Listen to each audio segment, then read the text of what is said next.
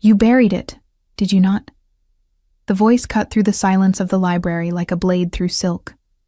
Nora's hands froze on the ancient text she had been cataloging, her breath catching in her throat. She did not need to turn around to know who stood behind her. The air itself had changed the moment Alpha King Damon Blackthorne entered the room, thick with power, and something else. Something that made her wolf whimper and press itself against the walls of her mind where it had hidden for years.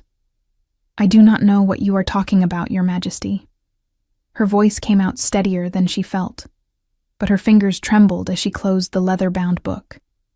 24 years of practice at being invisible, at being unremarkable, at being safe, and it was all crumbling in the span of a heartbeat. She could feel his eyes on her back, could sense him moving closer with the predatory grace that made lesser wolves bare their throats in submission. The amulet, he said, and the word sent ice racing down her spine. You buried it when you were a child. Your grandmother told you to hide it, to never speak of it, to forget it even existed. Nora turned slowly, finally meeting those silver eyes that seemed to see straight through every wall she had ever built. How could you possibly know that? The Alpha King stood less than 5 feet away, towering over her small frame, dressed in the formal black attire of visiting royalty. But it was not his physical presence that made her heart pound. It was the way he looked at her, as if she were a mystery he was determined to solve, as if she mattered in a way that terrified her more than any threat ever could. Because it has been calling to me since the moment I set foot in this territory, Damon said, his voice dropping to something almost intimate, whispering a name over and over, your name, Nora Ashwood. And I want to know why a forgotten Omega has an artifact of such power that it can reach across miles to summon an Alpha King. The memory crashed over her like a wave. She was 8 years old again, standing in her grandmother's garden under a moon so full it seemed to swallow the sky. The amulet had been burning against her chest, hot enough to leave marks on her skin, and the voices. Oh, the voices had been screaming prophecy she could not understand. Her grandmother, eyes wide with fear and something that looked like awe, had grabbed her shoulders hard enough to bruise. You must lock it away, child. You are too young, too untrained. The power will consume you if you are not careful. Promise me you will hide it until you are ready. Promise me. And Nora had promised, had taken the silver amulet with its moonstone center and placed it in the iron box her grandmother provided, had buried it deep beneath the rose bushes, had tried with everything in her to forget the way it sang to her blood. 16 years. 16 years of silence, of normalcy, of safety, until 3 days ago when the Alpha King arrived and the whispers started again, faint at first, then growing stronger each night, calling her back to the garden, calling her back to destiny she had never wanted. I am nobody, Nora said. But even as the words left her mouth, she knew he would not believe them. How could he when the lie tasted like ash on her tongue? You are the furthest thing from nobody that I have ever encountered. Damon moved closer still, and Nora found herself backed against the bookshelf, surrounded by the scent of old paper and his own intoxicating presence. Cedar and moonlight and raw power. What are you running from, little Omega? What frightens you so much that you would bury a piece of yourself in the ground and pretend it does not exist? You do not understand, Nora whispered, hating the way her voice shook, hating the vulnerability that exposure brought. The things I heard when I wore it, the visions, they were terrifying. I saw wars. I saw death. I saw the moon weeping blood across the sky. My grandmother said I was too young to bear such burdens, that the gift would break me if I tried to carry it before I was ready. Damon's expression shifted, something like recognition flickering in those impossible silver eyes. Oracle blood, he breathed. By the goddess, you carry oracle blood. That is why the amulet calls to you. That is why it calls to me. He reached out as if to touch her face, then stopped himself, his hand falling back to his side. Do you have any idea how rare that gift is? How precious? The last known oracle died over a century ago. The packs have been blind to the goddess's will for generations because that bloodline was thought to be extinct. Nora shook her head violently, pressing herself harder against the shelves behind her. No, you are wrong. I am just an Omega. My parents were nobody special. My grandmother was a healer, nothing more. Whatever you think I am, whatever you think that amulet means, you are mistaken. But the Alpha... King was not listening anymore. His head had tilted slightly, as if hearing something she could not, and his eyes had gone distant. It is calling again, he murmured. Right now, this very moment. It knows I am close to you. It knows I can hear what others cannot. His gaze snapped back to her with an intensity that stole her breath. Take me to it, Nora. Take me to where you buried it all those years ago. I cannot. The words came out desperate, pleading. Your Majesty, I am begging you. Please just forget you ever heard those whispers. Forget my name. I have built a life here, a safe life, and I do not want any part of prophecies or powers or whatever destiny you think that amulet represents. For a long moment, Damon simply stared at her, and Nora saw something shift behind his eyes. Some calculation being made that she could not follow. When he spoke again, his voice had changed, becoming softer, but no less commanding. What if I told you that 3 territories on the eastern border are on the brink of war? That without guidance from the goddess, without someone who can hear her voice and interpret her will, thousands of wolves will die in the coming months?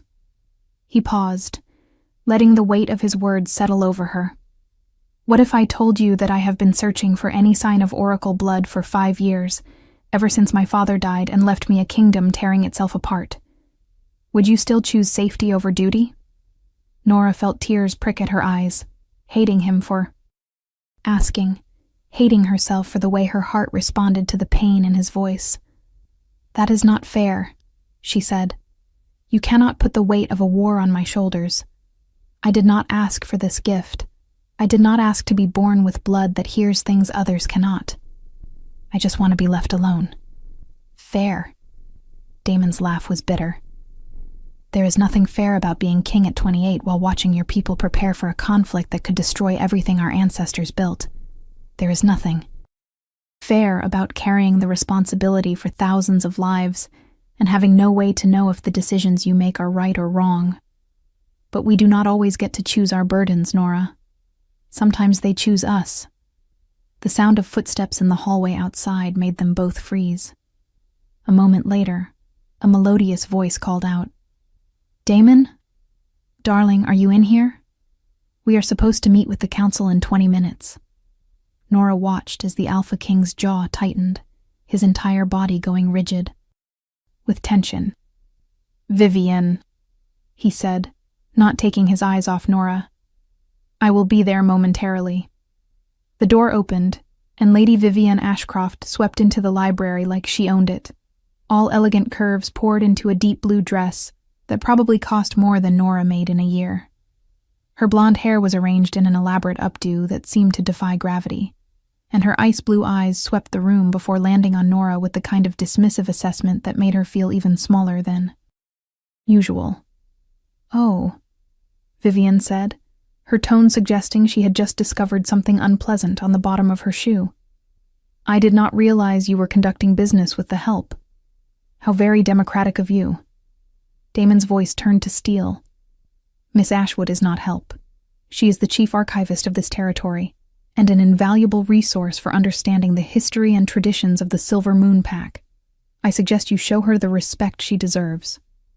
Something dangerous flickered in Vivian's expression before she smoothed it away behind a practiced smile. Of course, my apologies. I meant no offense.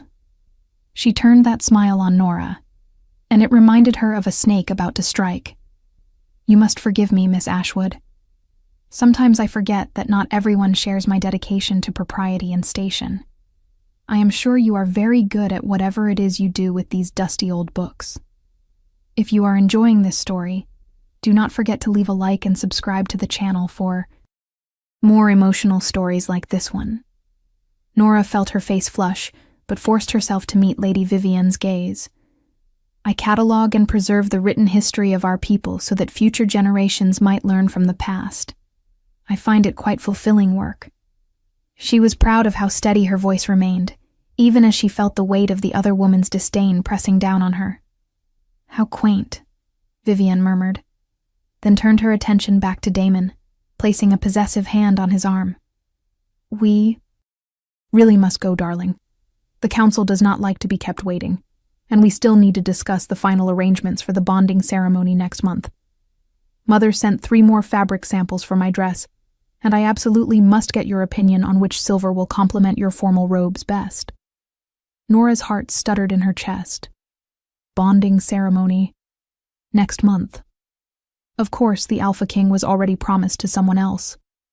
Of course, Lady Vivian, with her perfect beauty and perfect pedigree, was his chosen mate.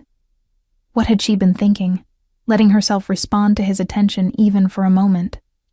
She was nothing, nobody, exactly as she had always known. We will discuss the ceremony later, Damon said, and Nora did not miss the way he subtly removed his arm from Vivian's grasp.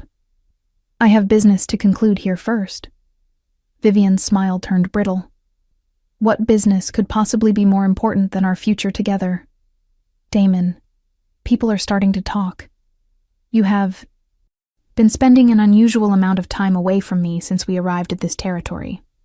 It is not appropriate for a betrothed male to show such inattention to his intended mate. Then perhaps they should concern themselves less with gossip and more with the actual work of governance, Damon replied, his tone brooking no argument.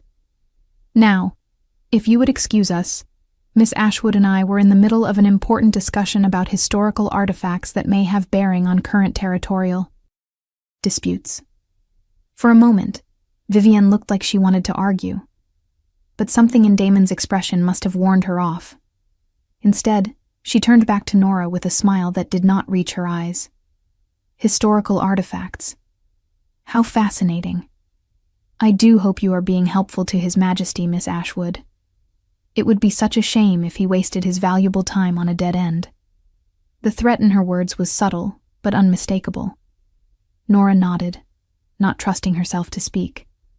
She watched as Vivian glided toward the door, then paused in the doorway to deliver one final comment.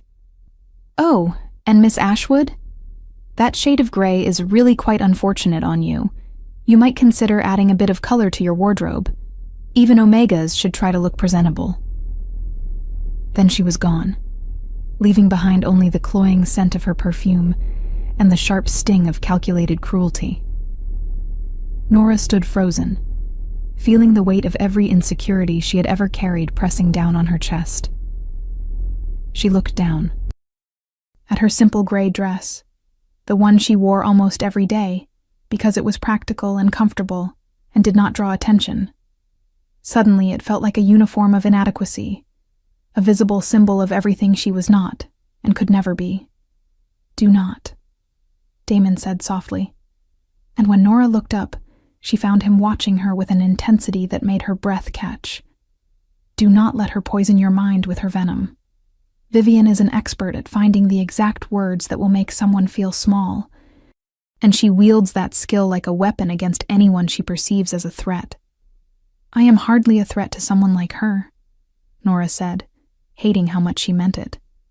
She is beautiful, sophisticated, probably educated in all the things that matter to someone of your station, and she is your intended mate. I am just an Omega who catalogs books and tries to stay out of everyone's way. Damon crossed the distance between them in 2 long strides, and before Nora could react, he had cupped her, face in both his hands, forcing her to meet his gaze. You listen to me very carefully, Nora Ashwood. That woman out there may have been chosen by my council for political expediency, but she is not my mate. She will never be my mate. The bond between us is nothing but ink on paper, and empty promises made by people who care more about alliances than actual connection. His thumbs traced gentle circles on her cheeks, and Nora felt electricity racing through her veins at every point of contact. But you? I have known you less than a week, and already I feel more drawn to you than I have felt toward anyone in my entire life. Already the thought of you in danger makes my wolf snarl with the need to protect. Already your name sounds like a prayer in my mind. Nora's breath came in short gasps, her heart pounding so hard she was certain he could hear it. You do not know me, she whispered. You do not know anything about me except that I have some artifact buried in a garden somewhere. How can you say these things when we are essentially strangers? Because every instinct I possess is screaming at me that you matter, Damon said, his voice rough with emotion she could not quite identify. Because when I close my eyes, I see silver moonlight, and I hear your voice calling me home.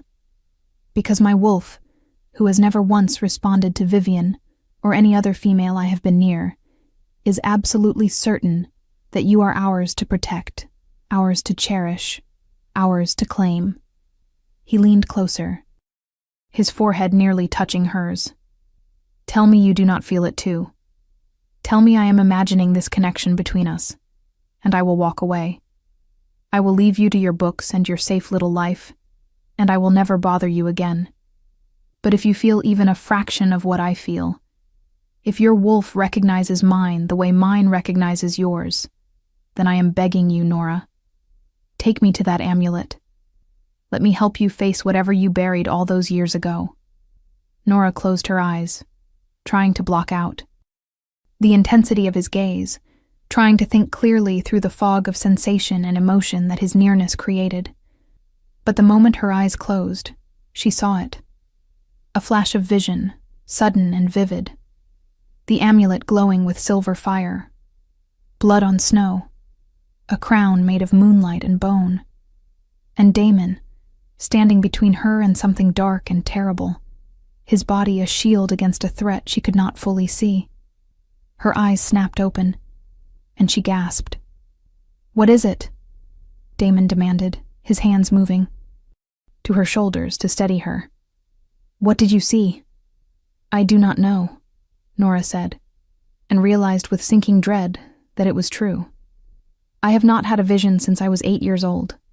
I hoped, that burying the amulet had stopped them. But just now, when I closed my eyes, I saw something. I saw you protecting me from something dark. I saw blood, and moonlight, and danger I cannot name. Damon's expression turned fierce, possessive in a way that should have frightened her but instead made her feel safer than she had in years. Then it has already begun, he said. The moment I arrived in this territory, the moment the amulet recognized my presence and began calling to you again, the wheels were set in motion. You cannot run from this, Nora. Whatever destiny that artifact represents, whatever power sleeps in your blood, it is waking up whether you want it to or not. The only question is whether you face it alone, or with someone beside you who is strong enough to stand against. Whatever comes. Nora wanted to argue, wanted to insist that she could just rebury the box deeper, could just refuse to engage with any of this and hope it all went away. But she had spent 16 years trying to outrun her own nature, and in the end, it had found her anyway. Perhaps her grandmother had been wrong. Perhaps hiding had never been the answer. Perhaps the only way out was through. The house is 3 miles from here, she heard herself say, as if from a great distance. The garden, where I buried it, is overgrown now. Nobody has lived there since my grandmother died 5 years ago. But I still have the key. Damon's face transformed with relief, and something that looked almost like triumph. Then we go tonight, he said. After the council meeting, after Vivian has retired to her chambers, and the rest of the territory has settled for the evening. Meet me at the north gate at midnight, and I will take you there myself. And if the visions return? Nora asked, voicing the fear that had haunted her dreams for 16 years. If I touch that amulet again, and the prophecies overwhelm me, if I see things I cannot bear to see, then I will be there to anchor you, Damon promised, and the certainty in his voice was almost enough to make her believe him. I will keep you grounded in this world, no matter how far your gift tries to pull you into the next. You will not face this alone, Nora. Not anymore. He released her slowly, as if reluctant to break the contact between them, and stepped back. I need to attend this council meeting before Vivian sends a search party. But I meant what I said. Midnight, North Gate. Do not make me come looking for you. It was not until after he left, until the library had fallen silent once more, except for the ticking of the old clock on the wall, that Nora allowed herself to sink into the nearest chair and let the magnitude of what she had just agreed to wash over her. She was going to dig up the amulet. She was going to face the power she had spent most of her life running from. And she was going to do it with a man who was engaged to someone else, a man who was king of an entire realm, a man who claimed to feel a connection to her that defied all logic and reason. What do you think will happen next? Leave your predictions in the comments below. A soft knock on the door made her jump, her heart leaping into her throat. But when she called out permission to enter, it was not Damon or Vivian who appeared. It was Sienna, her closest friend and one of the few people in the pack who treated her like she mattered. "Hey," Sienna said, slipping into the library and closing the door behind her. "I just saw a lady stick up her ass leaving this wing looking like she wanted to murder someone. Please tell me she was not in here making your life miserable." Nora managed a weak smile. "She certainly tried. But I survived." Sienna crossed to where Nora sat and perched on the edge of the desk, her dark eyes searching Nora's face. "That is not all that happened, though, is it? You look like you have seen a ghost. Or like you made a decision that is probably going to change everything." It was moments like this that reminded Nora why she loved Sienna. Her friend had always been able to read her better than anyone else, had always known when something important was happening, even if Nora tried to hide it. "I cannot talk about it yet," Nora said quietly. "But yes, something has changed. Something big. And I am terrified, Sienna. I am absolutely terrified." Sienna reached out and took Nora's hand, squeezing it gently. "Is this about the Alpha King? Because, girl, I have eyes. The way that man looks at you is not how someone looks at a random archivist. That is how someone looks at their next obsession." Nora felt heat rise to her cheeks. "He is engaged to Lady Vivian. Whatever you think you see, it does not matter. He belongs to someone else." "Does he, though?" Sienna tilted her head, thoughtfully. "Because from where I am standing, that engagement looks like a political arrangement that neither party is particularly happy about. And the way he watches you when he thinks no one is looking, that is not political convenience. That is something a lot more dangerous." "Dangerous," Nora repeated. "Yes, that is exactly the right word for it. Everything about this situation is dangerous." She pulled her hand away from Sienna's and stood, moving to the window that overlooked the pack. "Grounds. I have spent my entire life trying to be invisible, trying to stay safe, trying not to attract attention. And now the most powerful wolf in the realm is telling me I matter, that I have some destiny I cannot escape, that I need to face something I buried 16 years ago because it is calling to him." Sienna was quiet for a moment, then said softly, "Maybe being safe is not the same thing as being alive, Nora. Maybe you have been so busy hiding that you forgot how to exist. And maybe, just maybe, this terrifying thing that is happening is actually an opportunity to become who you were always meant to be." Nora turned to face her friend, tears threatening to spill over. "And what if who I was meant to be is someone I do not want to be? What if the visions come back and they break me? What if the power in my blood is too much to control? Then you learn to control it," Sienna said simply. "And you let the people who care about you help you through it. You are not 8 years old anymore, Nora. You are not that scared little girl who had to bury something because she did not have the tools to understand it. You are strong. You are capable. And if the Alpha King is smart, which I assume he is since he runs an entire kingdom, then he sees that strength in you, even if you do not see it in yourself. The words settled over Nora like a blanket, warm and comforting, even as they challenged everything she believed about herself. I am meeting him tonight, she said, at midnight. We are going to the old house, to the garden. We are going to dig up the box. Sienna's eyes went wide. The box? You mean the thing your grandmother made you bury? The thing you have never talked about in all the years I have known you? Nora nodded. He can hear it calling. He says it whispers my name, and I had a vision when I closed my eyes earlier. Just a flash, just a moment. But it was real. It was the first vision I have had in 16 years, and it means the power is waking up whether I want it to or not. Then I guess tonight is the night you stop running, Sienna said. She stood and pulled Nora into a tight hug. For what it is worth, I think you are doing the right thing. Scary, yes. Dangerous, probably. But right. And I will be here when you get back, ready to hear all about it and help you deal with whatever comes next. They held each other for a long moment, and Nora allowed herself to draw strength from her friend's certainty. Then Sienna pulled back, gave her one last encouraging smile, and left the library, leaving Nora alone with her thoughts and the ticking clock that seemed to be counting down the hours until midnight. The rest of the day passed in a blur. Nora tried to focus on her work, tried to lose herself in the familiar routine of cataloging and organizing, but her mind kept wandering to the garden, to the iron box buried beneath roses that had probably grown wild in the 5 years since her grandmother's death, to the amulet that supposedly held the key to a power she had spent most of her life denying.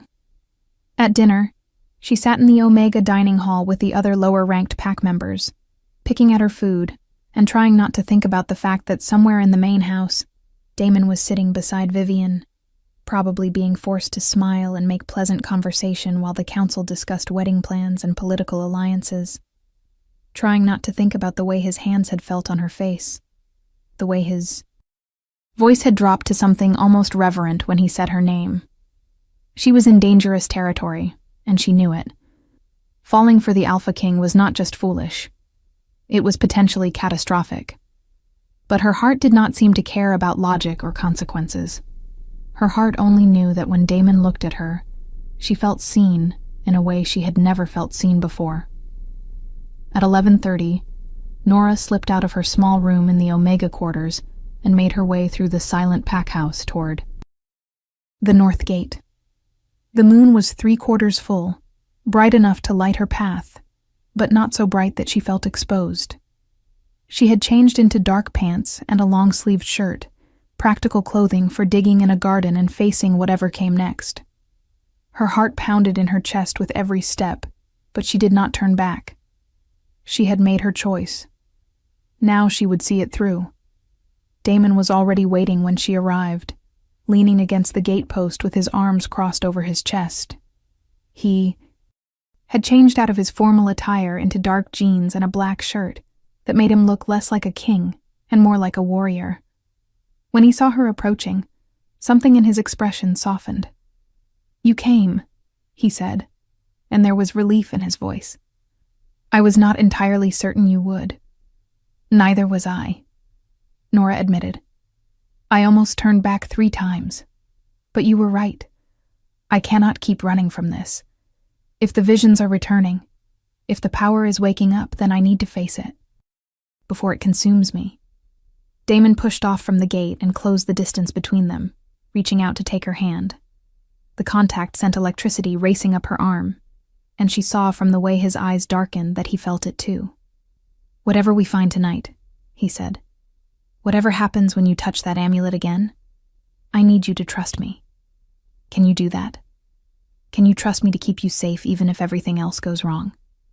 Nora looked up at him, at this man who was supposed to be marrying someone else in a month, at this king who claimed to hear her name in whispers only he could perceive, and made a decision that terrified her. "Yes," she said. "I trust you." The walk to her grandmother's house took longer than Nora remembered. Perhaps because every step felt weighted with significance. Perhaps because she was acutely aware of Damon's presence beside her. His hand still wrapped around hers as if he feared she might disappear if he let go. They did not speak much during the journey, but the silence between them felt comfortable rather than awkward, filled with a sense of shared purpose that surprised her. When they finally reached the old cottage at the edge of the territory, Nora felt a wave of emotion crash over her. The house looked smaller than she remembered, more worn down, the paint peeling and the shutters hanging crooked. But the garden was exactly as she had pictured it in her nightmares. Overgrown and wild, roses tangling with honeysuckle and ivy, creating a maze of flowers and thorns that seemed almost deliberately designed to keep people out. "It is in the back," Nora said, her voice barely above a whisper. "Under the roses in the far corner. My grandmother said the roses would protect it, that their thorns would keep away anyone who should not be near it." Damon nodded and followed her around the side of the house, helping her push through the overgrown vegetation. The thorns caught at their clothes and scratched their skin, but they pressed on until they reached the corner she remembered. The roses here were enormous, their canes as thick as her wrist, their flowers still blooming even this late in the season, pale pink in the moonlight. "There," Nora said, pointing to a spot beneath the largest bush. "That is where I buried it." Damon released her hand and moved forward, kneeling beside the roses and beginning to clear away the undergrowth. Nora watched him work, her heart pounding harder with every handful of earth and tangled roots he removed. She should be helping, she knew, but her feet seemed rooted to the ground, her body refusing to move closer to the source of all her childhood fears. If you want to see how this story ends, make sure you are subscribed with notifications on. It took perhaps 20 minutes of digging before Damon's hand struck something solid. He looked back at her, his expression serious. "I found it. Are you ready for this?" No, Nora thought. No, she would never be ready. But she nodded anyway, and forced herself to move forward, to kneel beside him in the dirt and look down at the iron box that had haunted her dreams for 16 years. It was smaller than she remembered, barely the size of a shoebox, but the metal was still intact, the lock still holding fast. Damon sat back on his heels and gestured for her to take the lead. "It should be you who opens it," he said. "This is your heritage, your power, your choice." Nora's hands shook as she reached for the box, lifting it out of the earth and setting it on the ground between them. The metal was cold against her palms, colder than it should have been, even accounting for being underground. She fumbled with the key she had brought, the one she had kept hidden in a drawer for all these years, and slipped it into the lock. It turned smoothly, as if it had been oiled yesterday rather than buried for over a decade. The lid opened with a soft creak, and there it was, the amulet, still gleaming silver. Despite the years, the moonstone in its center catching the light and throwing rainbow prisms across their faces. It was beautiful. It was terrible. It was everything she remembered, and more. The moment the moonlight touched the stone, the whispers began. Soft at first, then growing louder, a chorus of voices speaking in a language she did not consciously understand, but that her blood recognized. Her grandmother's voice rose above the others, clear and strong despite the fact that she had been dead for 5 years. "The time has come, little one. The time has come to claim what is yours." Nora's hand moved of its own accord, reaching for the amulet even as her mind screamed at her to stop, to close the box, to bury it again and run. But she could not seem to control her body anymore. Her fingers closed around the silver chain, lifted it from the box, and the moment the metal touched her skin, the world exploded into light. The visions hit her like a physical blow, so intense and overwhelming that she would have fallen if Damon had not been there to catch her. She saw wars spanning centuries, packs tearing each other apart over territory and pride and ancient grudges that no one even remembered the origins of. She saw the moon herself, weeping silver tears that fell to earth and became wolves, the first of their kind, blessed and cursed in equal measure. She saw a crown made of bones and moonlight, saw it placed on Damon's head while blood dripped from the brow where it rested. She saw herself standing beside him, no longer small or invisible, power radiating from her like light from a star.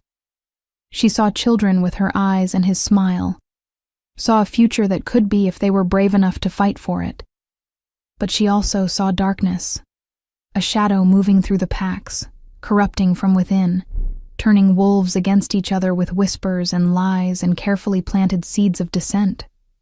She saw Vivienne, but not as the vain socialite she pretended to be. She saw the truth beneath the beautiful mask, saw ancient magic and malice that predated the current era by generations. She saw the real threat, and it was already inside the walls, already whispering poison in the ears of those who thought they were making their own choices. Nora. Damon's voice cut through the visions like an anchor, pulling her back to her body, back to the garden, back to the present moment. Nora, stay with me. I know it is overwhelming. I know it is too much. But you need to stay with me. Focus on my voice. Focus on the feeling of my hands on your shoulders. Come back. She gasped, her eyes flying open, and found herself collapsed against Damon's chest. His arms wrapped around her while he murmured reassurances into her hair. The amulet was still clutched in her fist, still pulsing with power, but the worst of the vision storm had passed, leaving behind crystal-clear knowledge and a certainty that terrified her. She is not what she seems, Nora managed to say, her voice hoarse as if she had been screaming. Vivienne. She is not just a spoiled noblewoman. She is something older, something dangerous. The darkness I saw in the visions, the corruption spreading through the packs, it is coming from her, or through her. I could not quite tell which. Damon's arms tightened around her, his entire body going rigid. Are you certain? Nora, this is not something you can be wrong about. If you are accusing her of being the source of the unrest, of deliberately sowing discord among the territories, I need to be absolutely certain before I act. I am certain, Nora said, and realized it was true. Whatever else the visions had been, whatever confusion and chaos they had brought, they had also brought clarity. She is using ancient magic, something that predates even the first wolves. She is not working alone either. There are others, a network of them throughout the territories, all of them whispering the right lies to the right people to ensure that the packs go to war, and the target, the ultimate goal, is you. They want you dead or discredited because you are the only one with the power to unite the territories and prevent the conflict they are trying to orchestrate. Damon was silent for a long moment. His jaw clenched so tight Nora could see the muscle jumping. How long? He finally asked. How long have they been working toward this? Generations, Nora whispered, the knowledge flowing through her like water from a spring. This is not a new plot. This is something that has been building for 100 years or more. They have been patient, careful, moving pieces into place slowly enough that no one noticed the pattern.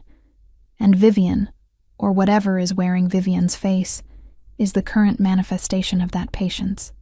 She was chosen specifically to become your mate, because that position would give her access to everything she needs to tear your kingdom apart from within. By the goddess, Damon breathed, and Nora heard real fear in his voice for the first time. If what you are saying is true, if she has already infiltrated the royal household, already positioned herself to become queen, then she is one ceremony away from having everything she needs to destroy us all. He pulled back slightly, enough to cup Nora's face and force her to meet his eyes. Can you stop her? Does the oracle gift give you the power to counter whatever magic she is using? Nora wanted to say yes, wanted to be brave and confident and certain. But the truth was more complicated. I do not know, she admitted. The visions show me what is and what could be, but they do not come with instructions. I can see the threat now that I know to look for it, and I can probably identify her accomplices once I know what signs to watch for. But actual magic, combat magic, that is not what oracles do. We are seers, not warriors. Then we find warriors, Damon said with fierce determination. We find people we can trust, people who are not compromised, and we build a defense against whatever she is planning. But first, we need to get you somewhere safe. If Vivian realizes that you have accessed the oracle gift, if she understands that you can see her for what she really is, she will try to eliminate you before you can expose her. As if his words had summoned something terrible, Nora felt a chill race down her spine. She looked up at the house, at the dark windows that suddenly seemed less empty than they should be, and saw a flicker of movement in the shadows. Damon, she said softly, we are not alone. He was on his feet in an instant, his body positioned between her and the house, a low growl rumbling in his chest. Show yourself, he commanded, and the voice of the Alpha King rang with power that made the very air vibrate. I know you are there. Come out where I can see you, or I will drag you out myself. For a moment, nothing happened. Then the back door of the cottage opened, and Lady Vivian stepped out, into the moonlight. Her perfect hair and perfect dress, somehow unmarred despite the late hour and the isolated location. But it was her eyes that made Nora's blood run cold. They were not the ice blue she remembered from earlier. They were black, solid black from edge to edge, and they reflected the moonlight like oil slicks. How disappointing, Vivian said, and her voice had changed too, become layered with harmonics that did not belong to any living throat. I had hoped to have a few more. Weeks before the oracle awakened. We have been monitoring the bloodline for generations, waiting for it to die out completely. And then you had to go and survive. And not just survive, but catch the attention of our dear Alpha King. She took a step forward, and Nora felt Damon's body coil like a spring preparing to strike. Stay back, he snarled. Whatever you are, whatever you have done with the real Vivian Ashcroft, you will not touch her. The thing wearing Vivian's face laughed, and the sound made Nora's skin crawl. The real Vivian? Oh, darling Damon. There has never been a real Vivian. This body was crafted for this purpose, grown from stolen genetics and forbidden rituals, given life for the sole purpose of infiltrating your household and destroying everything you love. She tilted her head, studying them both with those terrible black eyes. But I admit, I did not anticipate this particular complication. A mate bond. How very inconvenient. All our careful planning, all our efforts to ensure you would have no true mate to strengthen your position, and then this little Omega appears with her oracle gift and her ancient bloodline, and suddenly everything is at risk. What do you want? Nora found her voice, stepping up beside Damon despite his clear desire to keep her behind him. Why go to all this effort to start a war? What could possibly be worth generations of planning and all these deaths? Vivian's smile widened, showing too many teeth. What do all conquered people want? Little Oracle. Freedom. Revenge. The restoration of what was stolen from us. She spread her arms wide, and the moonlight seemed to bend around her unnaturally. Your precious wolves stole this world from us millennia ago.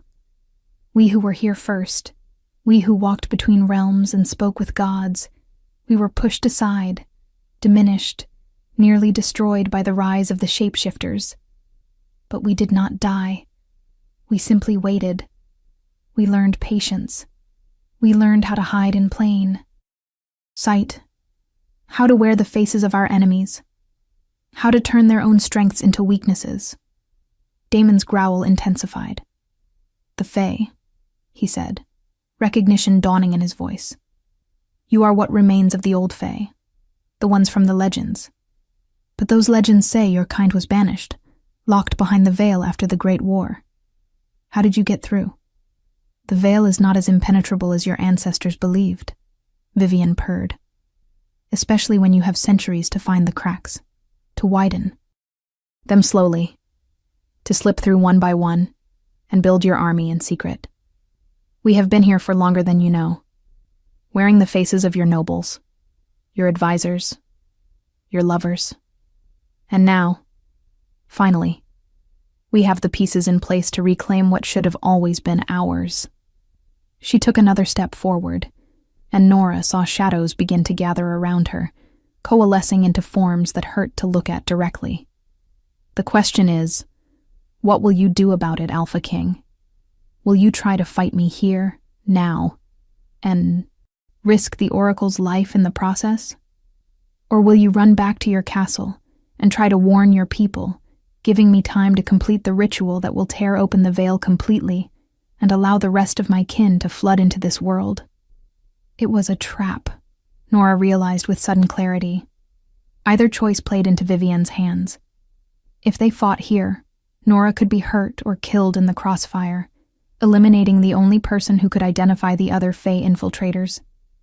If they ran, Vivian would have time to complete whatever she had planned, and the war would become inevitable. But there was a third option, one that the Oracle gift whispered to her in her grandmother's voice.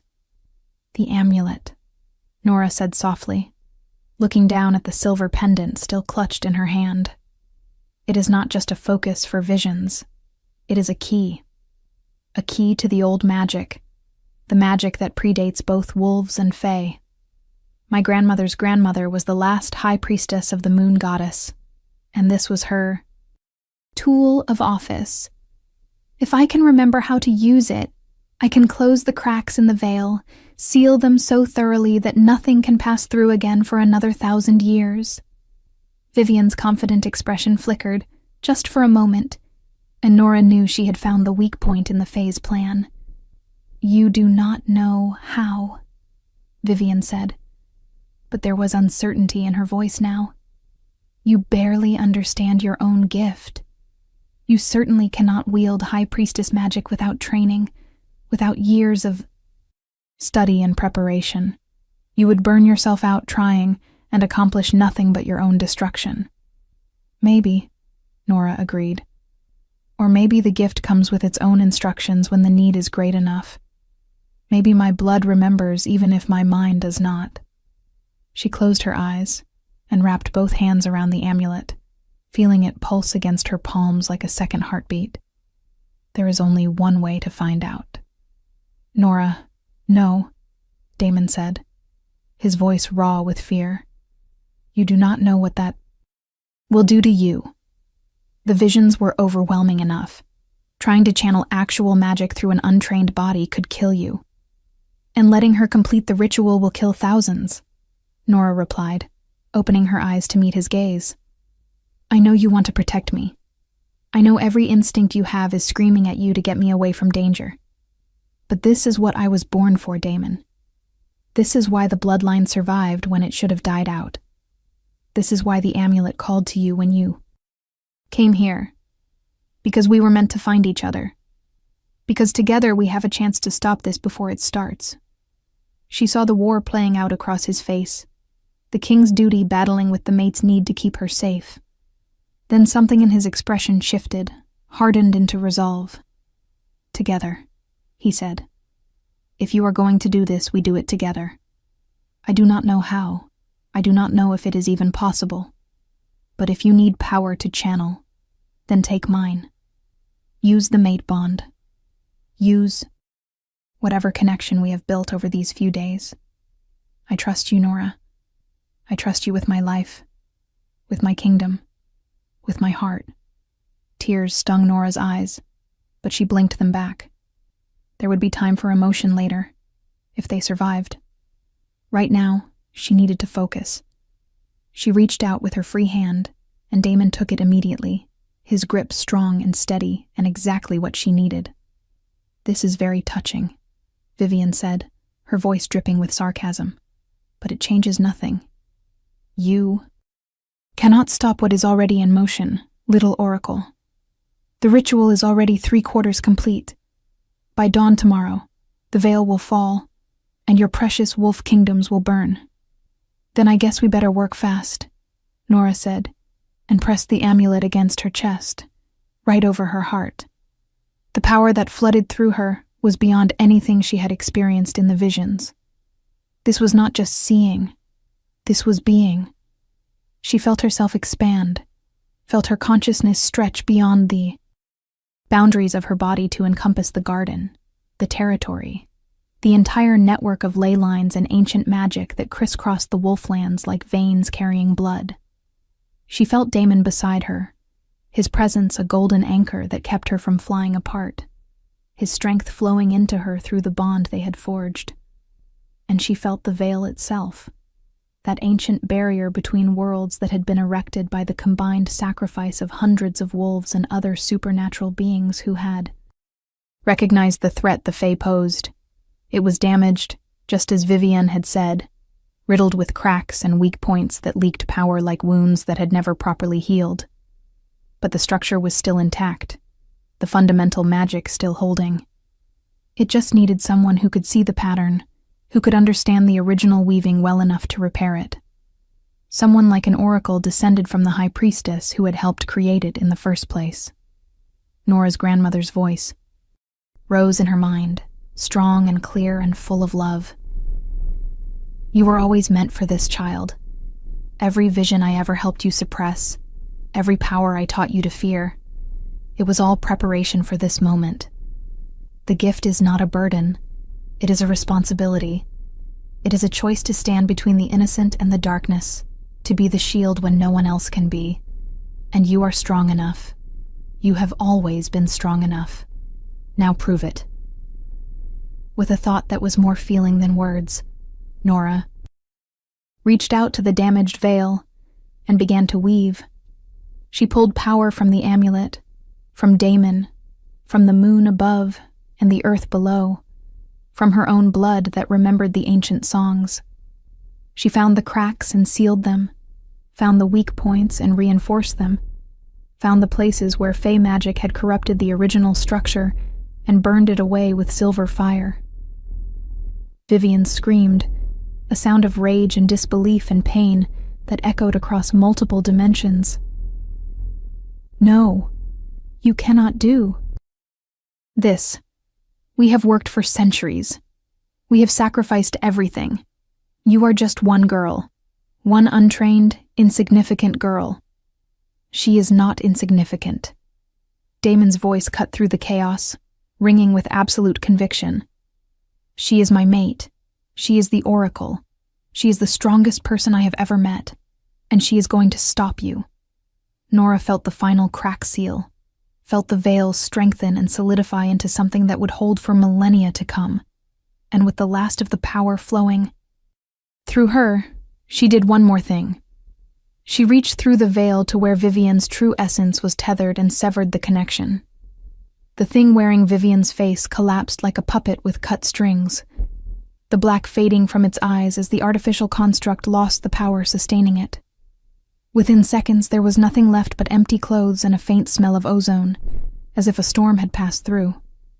Nora fell to her knees, the amulet dropping from nerveless fingers, every ounce of energy drained from her body. But Damon was there, catching her before she could hit the ground, cradling her against his chest as if she were the most precious thing in the world. "You did it," he murmured into her hair, his voice thick with emotion. "By the goddess, Nora, you actually did it. You saved us all." "Is it over?" Nora managed to ask, her voice barely a whisper. "Did we stop them?" "The veil is sealed," Damon confirmed. "I could feel it happen, feel the barrier strengthen. Whatever army the Fae had waiting on the other side, they will not be crossing over anytime soon. And without their anchor point in this world, Without Vivian to coordinate their infiltrators, their whole plan falls apart. He pressed a kiss to her forehead, then her cheeks, then finally her lips, gentle and reverent and full of promise. You were magnificent. You were everything I knew you could be and more. And I am never letting you out of my sight again. Nora wanted to laugh, wanted to cry, wanted to do something other than just lie there exhausted in his arms. But her body had other ideas, and she felt consciousness starting to slip away, her exhausted mind demanding rest after the incredible expenditure of power. Sleep, Damon said softly, seeming to sense her struggle. You have earned it. I will carry you home, and when you wake up, we will figure out what comes next. But for now, just rest. You are safe. We are safe. Everything else can wait. Nora let her eyes drift.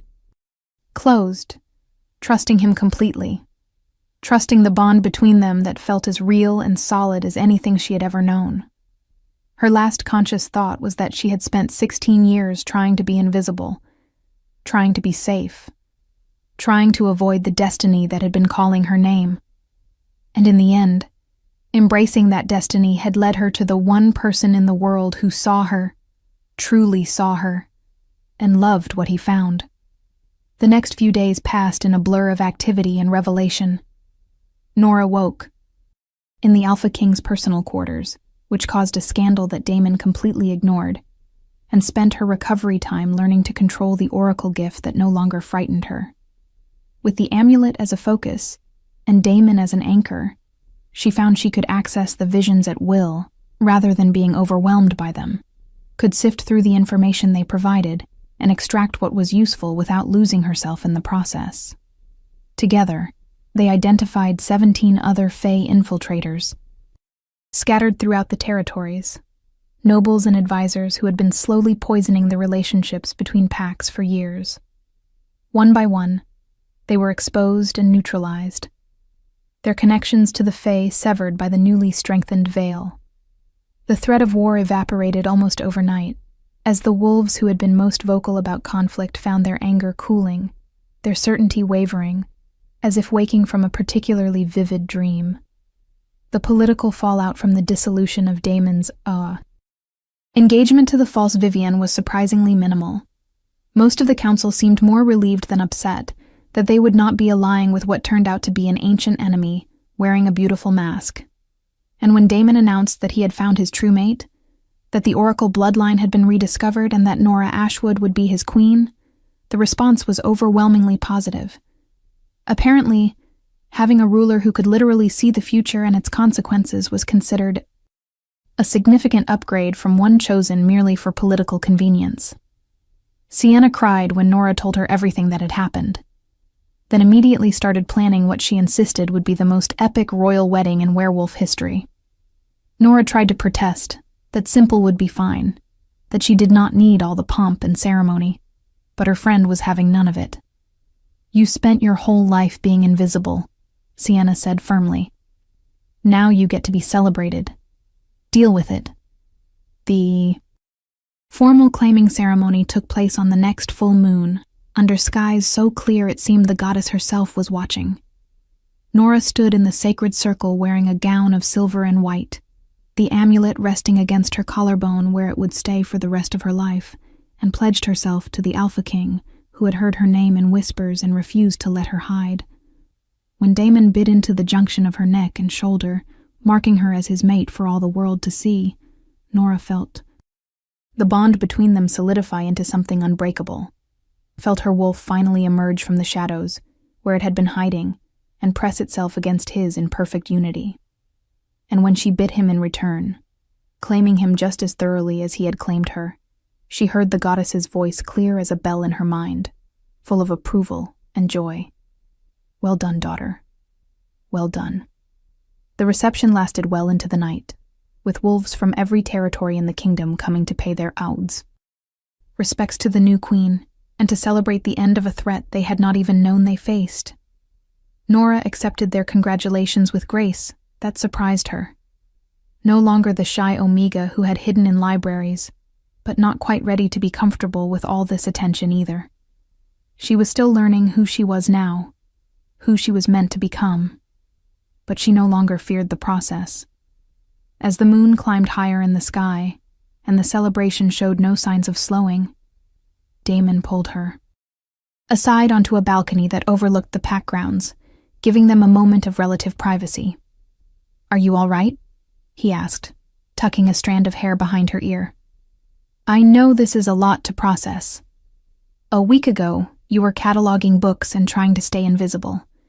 Now you are queen of an entire kingdom and the only oracle anyone has seen in a century." Nora leaned into his touch, marveling at how natural it felt, how right. "I am terrified," she admitted. "I have no idea how to be a queen. I have no idea how to use this gift properly or what responsibilities come with it. But I am also happier than I have ever been, because I am not facing any of it alone. Because you see me, Damon. The real me. Not just the power or the bloodline or the destiny. You see the girl who was scared and tried to hide and buried her potential in an iron box. And you love her anyway. I love her especially," Damon corrected. "The girl who was brave enough to face her fears when it mattered. The woman who stood between an ancient enemy and everyone she could have just let die while she ran. The mate who trusted me enough to let me anchor her while she saved the world." He kissed her slowly, thoroughly, with a possessiveness that made her knees weak. "You are mine, Nora Ashwood. My mate, my queen, my oracle, my everything. And I am yours, for as long as the moon shines and beyond." If this story touched your heart, share it with someone who loves epic romance. Tell me in the comments, did you see this ending coming? Nora smiled against his lips, feeling the bond between them thrumming with contentment and desire, and a love that had bloomed impossibly fast, but felt like it had been waiting her entire life to emerge. "Forever sounds like a good start," she murmured. "But I think I'm going to need at least that long to get used to being visible. Then I will spend forever helping you adjust," Damon promised. "And every day, I will remind you that you were always worth seeing, even when you thought you needed to hide.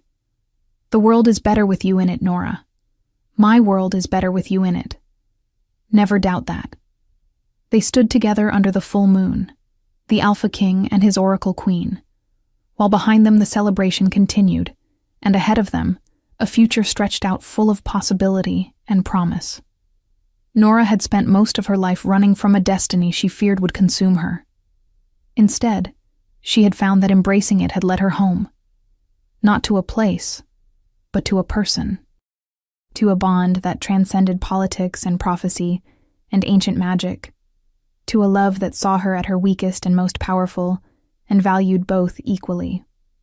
The amulet pulsed warm against her chest, and in the back of her mind, she heard her grandmother's voice one last time, full of pride and peace. "You chose well, little one, and you will be magnificent." Nora closed her eyes and sent a silent thank you to the woman who had protected her, who had known even then that hiding was only ever meant to be temporary, that the gift would call when the time was right, that destiny could be delayed, but never truly denied. Then she opened her eyes and looked up at Damon, at this impossible man who had heard her name whispered on the wind and crossed territories to find her, and knew with absolute certainty that every moment of fear, every year of hiding, every sacrifice along the way had been worth it to arrive at this moment. She was seen. She was loved. She was exactly where she was meant to be.